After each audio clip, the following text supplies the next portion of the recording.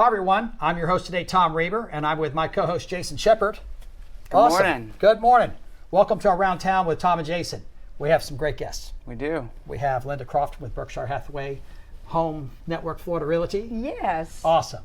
Jason Bolin, Superior Services Painting. Yes. Awesome. Welcome guys to the show. Great to be here. You know, you guys have a great background. You got a lot going on in real estate, properties, things like that. So Linda, real estate, I've learned a lot about you. You're a wonderful onion, and I like to peel those layers. Tell us what you got going on. Well, right now I've got a listing Okay. that is currently, it's been on the market for about a month. It's 7,000 square feet. Holy cow.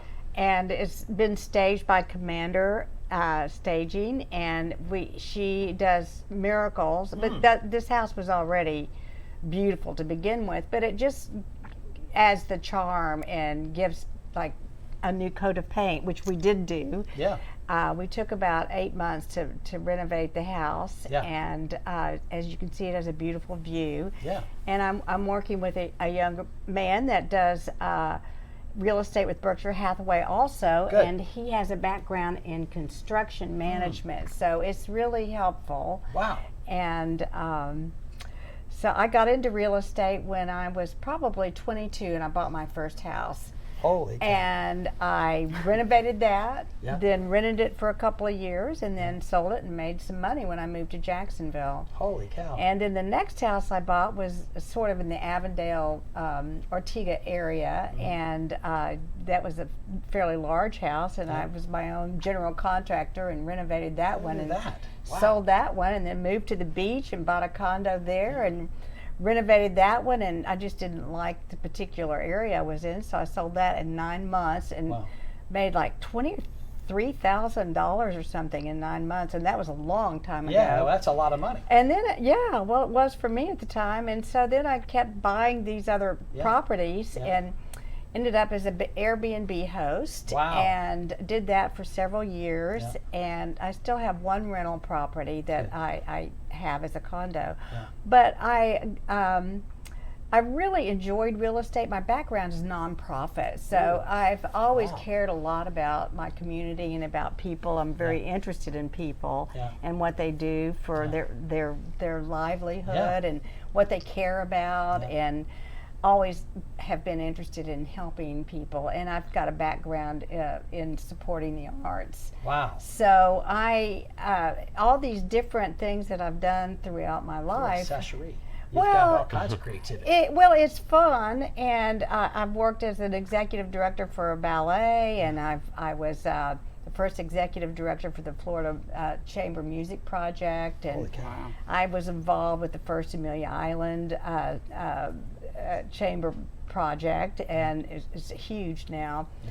And Jacksonville Magazine, I worked with them, and I Great loved publication. worked with the Jacksonville Zoo. Yes. Yes, it was it launched my career in different ways. I'd always been in nonprofit, and I always went back to nonprofit, except that while I was doing that, all these different real estate projects. So I got a license in 2006 or 7, end of 7, and woe is me. Yeah, you know? it went down fast. And the only time I've ever lost money in real estate was that year or 2 years Learned later. a lot of lessons from losing money. Yeah, you do. And but after that, I did let my license lapse, and then I stayed in real estate, and then I took some time off and just traveled all over the world. I have 2 children that live in Europe and a child that lives here. They're not children anymore; they're all adults. But so I've been to 65 countries. Wow. And most recently, I have done a lot of not investing, but somewhat investing and looking at different countries and looking at what is available. Yeah. For instance, She's international now. global. But one of the things that I've been looking at is the Bahamas and the way that tourism is increasing property values there. That's right. And then my older daughter lives in Italy, and we purchased a home in Tuscany. It was the northeast corner of Tuscany this summer. But the home prices there are not exorbitant like they are here, which leads me into something that I think is really important to talk about. I pointed out this luxurious home, And the luxury homes in Ponte Vedra and Amelia Island and Avondale on the river, and they're all selling for probably asking price, or sometimes they get into a bidding war. But the thing that's interesting about that is that there are so many people moving to Jacksonville because it's the number 5 city in job creation, and it's also the top 10 in the bold city of the South. country. Well, it's the top 10 in population, and we're not talking about St. Johns County and Nassau County. We're talking about just Duval, which is Jacksonville. And what makes up Jacksonville is the thing that makes us all love this city so much is where people live in these little enclaves. I call them enclaves, but they were really municipalities that were connected by the consolidation. When they consolidated all these municipalities. So you have these little neighborhoods all over the community, and they're all sort of their own little villages. And so it makes it fascinating for people that are moving here, and they feel comfortable because they feel like they have, they feel safe, and they feel like that there's a community that they can move into that is welcoming. And so now that we're the number 5 community in the or city in the country for job growth, and most of it's fintech, which is what that is. It's an emerging market for sure. It is, and so we're importing all these employees from all over the country and world into Jacksonville because we just don't have the number of workforce to support that. And then you have a lot of very well-known people that are buying homes here, and I can It's a wealth of information. One is Dolly Parton built a home on Ponte Vedra Boulevard. I'm not sure so many people know about that, and I'm not sure that she still owns it. And most recently, a very high-level CEO of a telephone, like a T-Mobile or bought one of the most expensive homes on the ocean, and it set the bar for the level of purchasing.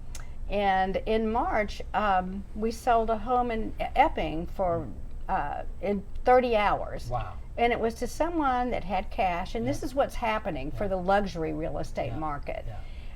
The people come in from another city or another state rather, and they've sold their property, or they're looking to move here and haven't sold it yet, but it's quite a bit more. And so it's escalated the prices. And appreciation. It is appreciation, but unfortunately, it is also because of 2002 and the aftermath of COVID. You had all these people, investing in rental properties and second homes because they could work from their homes.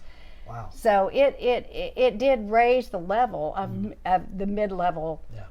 Housing. The median sales price has definitely gone up. Yeah, and that's also a problem for a lot of first-time home buyers, which is, so we're trying to look, the industry is trying to look at ways to, through mortgages and special lending projects and monies that you can get from local and federal and state governments, and we're all looking at ways to do workforce housing too. So you've covered a lot, Linda. You've covered a lot, Linda Crofton.